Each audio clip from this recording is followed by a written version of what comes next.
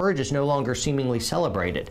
Instead, we're competing to see who can be the biggest victims. Philosophically, this is called... There we go. Okay, wait. I have a quick question, by the way. Aren't the most courageous those who fight against victimhood? Those aren't mutually exclusive. This is your thesis is broken from the beginning. Like, weren't the most courageous people in Nazi Germany the socialists and Jews and homosexuals who fought against their oppression?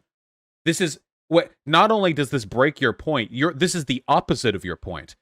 It's not very courageous to be a silent and blind member of the majority power structure, is it? It's quite courageous to fight against that power structure. Well, let's let him make the point, but I feel like this one's kind of broken from the get-go. Intersectionality, and basically it's saying you're not a unique individual. Instead, everyone belongs to a group, and all these groups are in contention for power.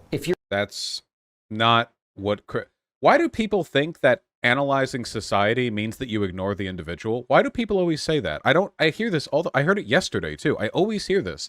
This would be like saying, "Oh, you took a Finance 101 course where they taught you basic market trends. I guess you no longer believe in the individual, since understanding basic market trends means you have to generalize like the population, huh? Well, I guess you're a collectivist now." What? There are tons of things you can learn about that involve making broad analytical prescriptions about society that don't mean you forget about the individual. And that wasn't intersectionality, that was critical theory, by the way. If you're into intersectionality philosophy, you basically believe a person's race, gender, socioeconomic status, and sexuality really defines who they are as a person in... No, it defines elements of how they're treated by society. They're axes of social treatment, not of them personally. A person can be utterly and completely not defined by any element of their sexuality or race, but it doesn't change the fact that society will make broad prescriptions about them for being part of those groups, assuming those things are known about them.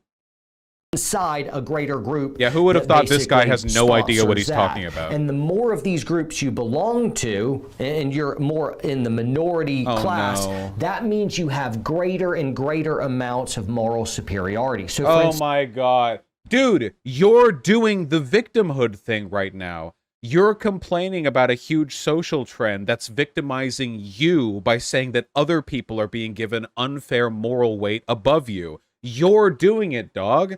You're being the beta male right now. Can you chill? Intersectionality analyzes people based on their relation to these axes of power, whether they're part of the majority or minority group. Being a, I'm presuming, straight cisgender white guy is also 4 axes of intersectionality. The same as if you were a trans, gay, black woman. Those are both 4. It's the same number. It doesn't add up like that. It's not additive. It's not a simple math equation. Yeah, who would have guessed this guy has no idea what he's talking about when it comes to that theory? Since if you are a Christian white male, there's a lot of those. Intersectionality. Then your opinion really isn't worth much. That's nobody says. But if you are from a minority class of some kind, so that if you are black, gay, female, trans person, he's literally self-victimizing right now. Multiple victim statuses across a lot of different groups, and so you wield supreme moral authority. Your opinion he's counts literally and mine doesn't. casting himself as the victim. Oppressor, and you are good because you are minority. That's how intersectionality works. So again, no, but it is really telling of the persecution complex that this quivering soy male has, that he would. So it's not just that he's wrong, it's that he's like so specifically wrong in a way that allows him to maximize like his victimhood points, okay? Let's be real, dog. Nobody does victim culture quite like Christian men, okay? Holy shit, white Christian guys? Oh my God. There is no group of people in the history of humanity more effective at making themselves out to be the victim than those, okay? Oh my God. But basically, the gist of it is this: super upside down weird thing is happening. We're competing to see who can be the greatest victim.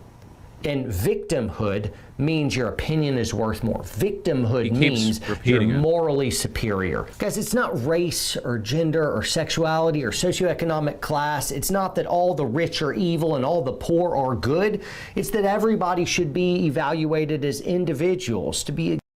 Damn, that's almost like the point of intersectionality, dog. The point that people aren't being treated as individuals because there are overlapping power structures that bias people's opinions. That is crazy.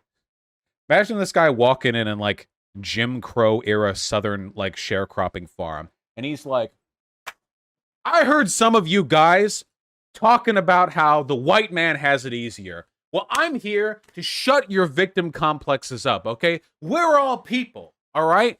We should be respected based on the merits of our individual worth.